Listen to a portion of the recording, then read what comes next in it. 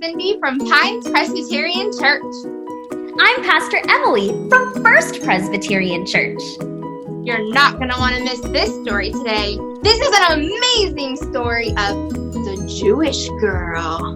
Take it away, Pastor Emily. All right, let's go, kids. Hey, everybody. Are you ready for a story about the Jewish servant girl?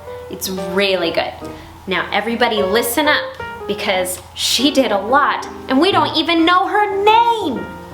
So here's how the story goes. Many years ago, in the country of Aram, there lived a man named Naaman. Now, Naaman was a great soldier and was in charge of the army. Everything was going well for Naaman except he had leprosy. Ugh! Do you all know what leprosy is? Oof! Makes your skin look icky. I bet it doesn't feel very good either. Well, Naaman's wife had a servant girl who was from Israel. The little servant girl knew God had heard of a prophet named Elisha who could heal Naaman. Since she was just a servant girl, she could have kept her mouth shut, but she didn't. You see, it was Naaman's army who found her in the first place and took her captive and made her a servant. But she decided to help Naaman. So she told Naaman's wife about Elisha, this prophet that could heal Naaman. And Naaman was super excited. He might be healed. He quickly got permission from his boss to go to Israel. His boss wrote a letter to the king of Israel asking for Naaman to be healed. But we have to remember that Israel and Aram were two very different countries, and they sometimes fought. So when the king of Israel read the letter, he was afraid. He thought that Naaman's country wanted to have war with his country. Well, then Elisha heard about what was going on, and he decided to step in. And he told Naaman that if he wanted to be healed, he would have to go to the Jordan River and wash himself in the water 7 times. Now, after he washed himself 7 times, he would be healed. Now, when Naaman heard this, he got mad. Can you believe that? He thought. He said something miraculous would happen and he'd be healed, but why go to the yucky Jordan River? Why not just go to any river? There were rivers all over the place. Why did he have to go all the way to Israel? Why? Well, finally Naaman decided, okay, there's gotta be something to this Elisha guy. So he made his way to the Jordan River and he washed himself 7 times.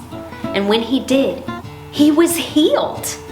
Naaman thanked Elisha and said that now that he knew God was real, Naaman promised that he would not worship any other gods, only the one true God who healed him. When he got back home, his life was changed in more ways than one. He no longer had leprosy, and he and his household worshipped God. And all of this happened because of a servant girl whose name we do not know, who decided to be kind rather than cruel when she had every reason to be cruel. You know, some heroes are heroes just because they are good people. It is so important, especially as believers, that we be good and kind to other people, even if they haven't been kind to us. Kindness is better than anything else in this world. I'm going to turn it over to Pastor Cindy now. Undeserved kindness. Friends, this is the story about even when you have an enemy, we can treat them with love, respect, and kindness. This Jewish girl, she had an enemy, somebody who fought against her. But instead of making fun of him, instead of pushing him away, instead of letting him suffer, she encouraged him to find a way to be healed. Who would do that? Have you ever had an enemy or somebody that you just kind of butt heads with? Maybe your sibling or sometimes your parents? Well, we can always respond faithfully by doing what Jesus would do, by doing what the Jewish girl did. We can respond in kindness, undeserving kindness. We can treat people with respect and love, no matter who they are, no matter what they've done. Because sometimes when you do something with kindness, it in turn it produces more kindness and love in the world. Just like in this story, the Jewish girl encouraged Naaman to get himself healed. And when he did that, then he realized there really is a good God in the world. And that is such good news. There really is a good and loving God. And our God treats us with love. Our God treats us with respect, even when we don't deserve it. And that's such good news. Whoa! I can't believe the incredible story of the Jewish girl. That was phenomenal. I think we should talk to our parents more about that story tonight. I'll be talking about her all week, maybe even all month.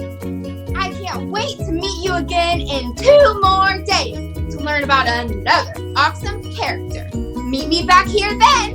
In the meantime, be strong. Be brave. And remember to save the world with love. Goodbye.